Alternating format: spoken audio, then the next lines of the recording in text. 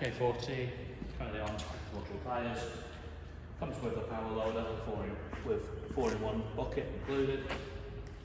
So, tractor itself is, we refer to them as an MK40, it's 40 horsepower, and MK is the series. So, under the engine bay, very simple access. Air filter at the front with a battery isolator directly above the battery. Got your chaff screen split into two for easy removal. Radiator tucked in straight behind that. Power steering fluid is its complete own separate system, with the reservoir being here. So the loader is a power loader. So the actual auxiliary, so for the bucket in this case, is done by an electrical connection to a diverter valve, which is situated on the loader. There. And then you've got your four main hydraulic connections. So you've got your raise and lower, and then your tip and your crown. Your tip and your crown is what also works the auxiliary. Loader control wise, very simple gear stick. Forward, backwards, left and right, and then you've got your button tucked in behind. Push that to work the bucket, and then you want to go left or right respectively. So again, currently fitted with agricultural tyres with rear weights. This particular model is a canopy fitted onto it. Coming round the back. So category 1 3-point linkage with a adjustable top length. PTO is a standard 6 spline with cover that just unscrews off. So 6 spline PTO.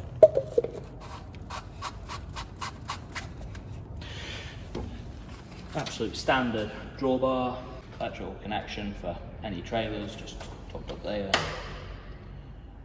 with any hydraulic connections at the rear side. So these are 2 flow and returns, so each colour is a pair. So if you're pumping out of the top blue, you'll be sucking in on the bottom blue. And again, same thing with the red, each one is a pair. Hydraulic tank is located at the rear, underneath of your number plate holder. Comes with rear spotlights fitted and a beacon on top.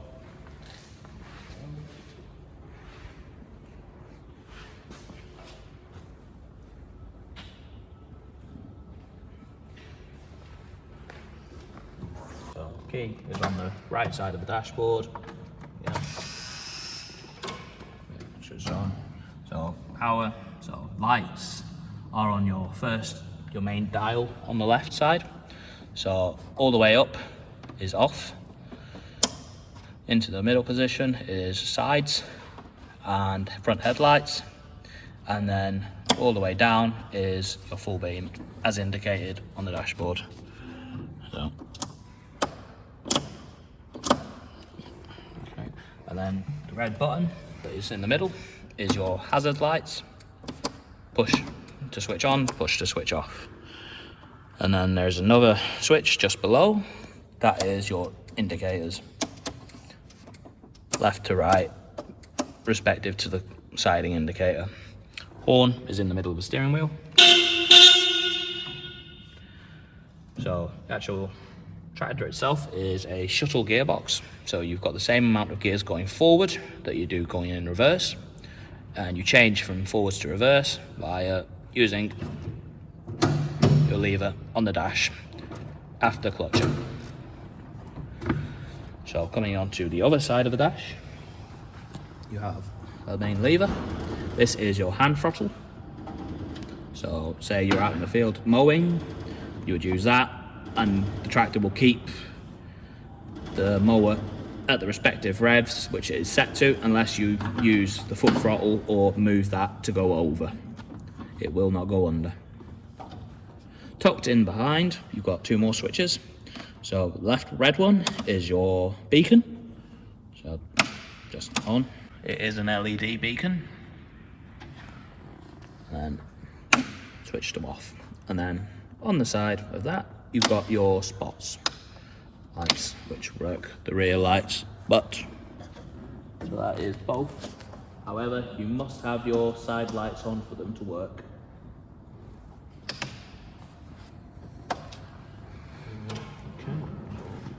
Down this side. So coming down the right side of the tractor, you've got your loader controls. You've got brakes, which can be split. Again, just by taking this bar out. There's a little R-clip there, pull him out, and that entire piece will slip out. And then you can brake each rear wheel independently. So to the right of that, you've got a round pedal. That is your foot throttle. That one there. Again, controls the engine speed. Tucked in behind that, you've got your main gears. So it's a 4-speed specifically, with a range of 2. So in total, you've got 8 forward, 8 back. So again, you can go into forward, say the first high. It will be the same gear selection. If you switch to reverse, you'll still be in first high. Tucked in just to the right of that, left of that, you have this brass coloured pedal. This is a diff lock. That will lock your 2 rear wheels together.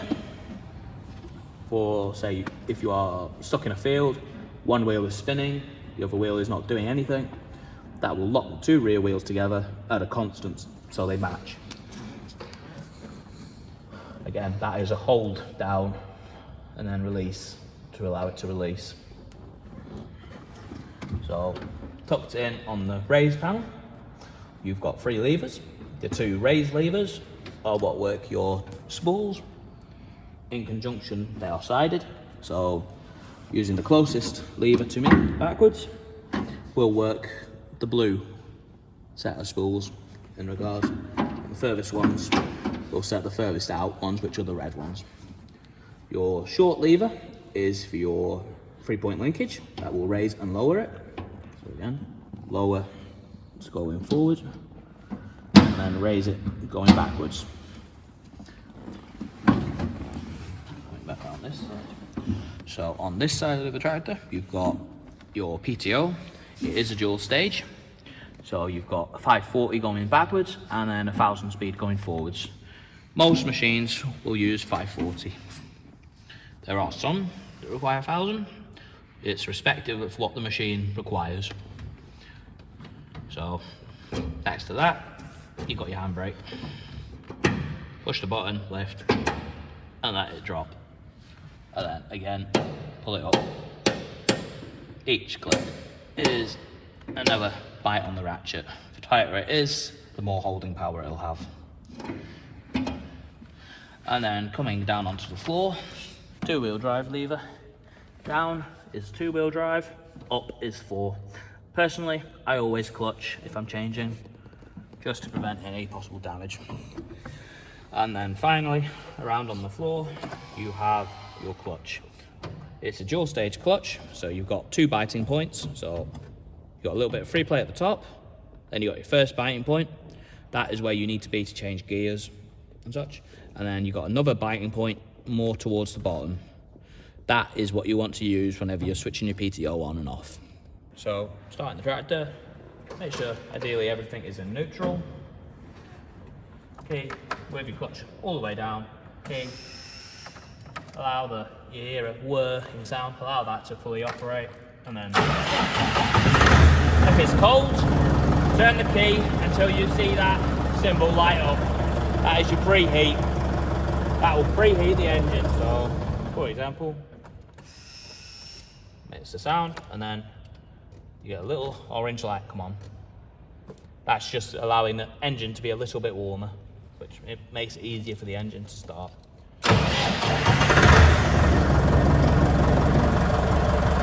And then to work the loader, just have the engine running, pull back,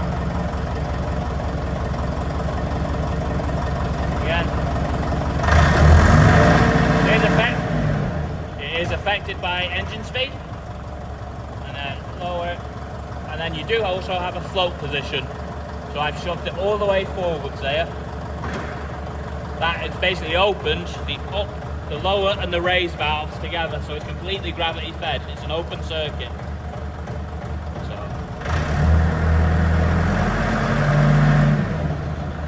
and then once you're there, if you move the loader to the left, it crowns up, and then away from you, it tips.